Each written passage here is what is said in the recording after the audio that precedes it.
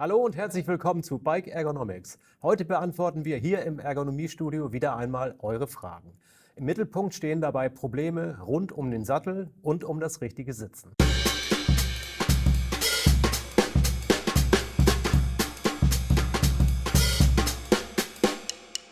Woche für Woche schildern uns viele von euch ihre Beschwerden beim Radfahren. Die meisten Fragen drehen sich dabei um den Sattel und um Sitzbeschwerden.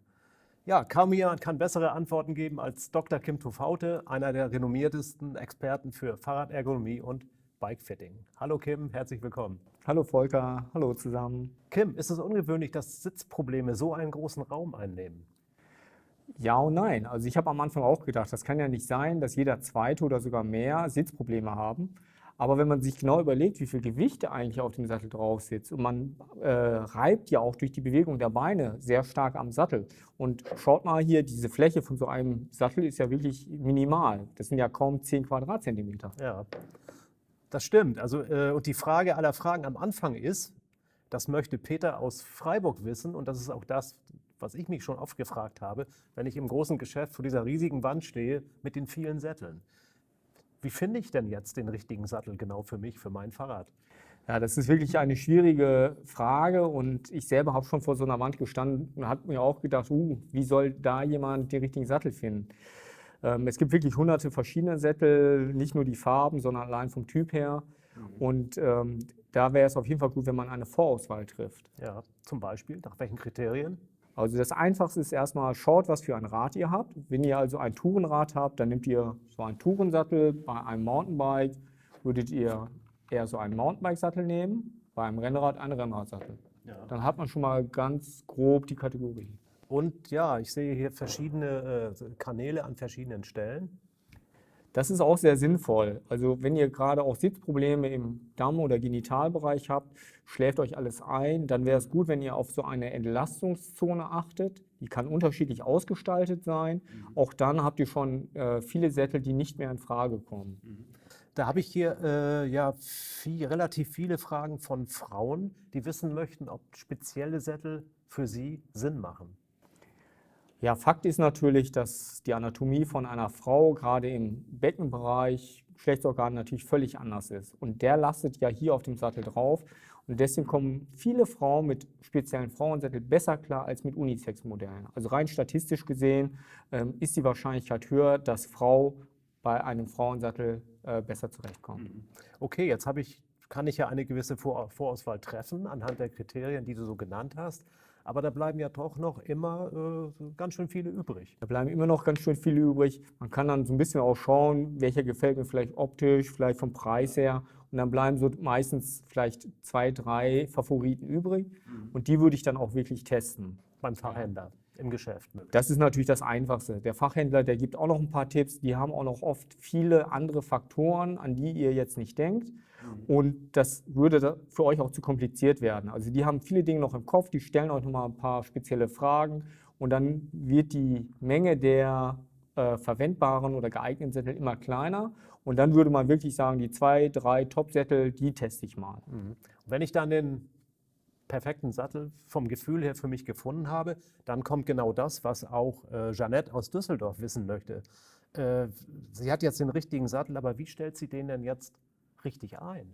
Ja, die richtige Einstellung ist natürlich enorm wichtig, weil ein Sattel ist nur so gut wie die Einstellung. Man kann sich vorstellen, man hat vielleicht im vorderen Bereich Taubheitsprobleme und der Sattel steht ganz leicht nach oben, dann würde das diese Taubheitsgefühle noch verstärken. Also hier wäre es dann wichtig, die richtige Einstellung zu finden, in diesem Fall die Neigung. Es könnte aber auch am Nachsitz liegen, das heißt, wie weit ist der Sattel vor oder zurück. Und wenn der Sattel zu weit hinten zum Beispiel ist oder der Lenker zu weit entfernt, dann sitzt man zu sehr im vorderen Bereich und hat dann zu viel Druck vorne im Genitalbereich. Also die Einstellung ist auch elementar. Ja, das heißt also, das ist der Frank aus Hamburg, der fragt, ob da eine waagerechte Position erstmal so als Ausgangsstellung immer richtig ist. Das ist so das, was am verbreitetsten ist und auch für Tourenräder und bei Mountainbikes auch empfehlenswert ist. Man fängt erstmal waagerecht an, kann das hier mit der Wasserwaage dann kontrollieren. Ja, man kann sich auch irgendwo eine parallele Kante wie eine Fensterbank suchen und dann stellt man den gerade ein. Bei Rennradfahrern oder Triathleten ist es aber so, dass die schon sehr, sehr viel Druck vorne im Genitalbereich haben, weil die natürlich sehr aggressiv auf dem Rad liegen fast schon und dann entsteht ganz viel Druck vorne. Das heißt, da wäre die Grundeinstellung eher so, dass man ein bisschen den Sattel vorn von überneigt. Mhm. Kannst du vielleicht noch etwas sagen, kurz zur Sattelhöhe, weil das wird auch häufig gefragt und da haben wir auch einen kleinen Service vorbereitet hier. Ja, die Sattelhöhe ist natürlich somit das wichtigste Maß auch, um effizient und komfortabel zu fahren. Dazu sollte man ein Buch oder eine Wasserwaage in den Schritt nehmen, ein bisschen da reinziehen und dann am besten ohne Schuhe messen, vom Boden bis an die Oberkante vom Schritt. Und dann hat man einen Wert für die Innenbeinlänge und diesen kann man dann entsprechend in einer Tabelle oder mit einer Formel ausrechnen. Genau, und genau diese Tabelle gibt es hier in der Videobeschreibung als Download für euch als PDF zum Nachlesen, wie hoch ihr dann genau euren Sattel einstellen müsst.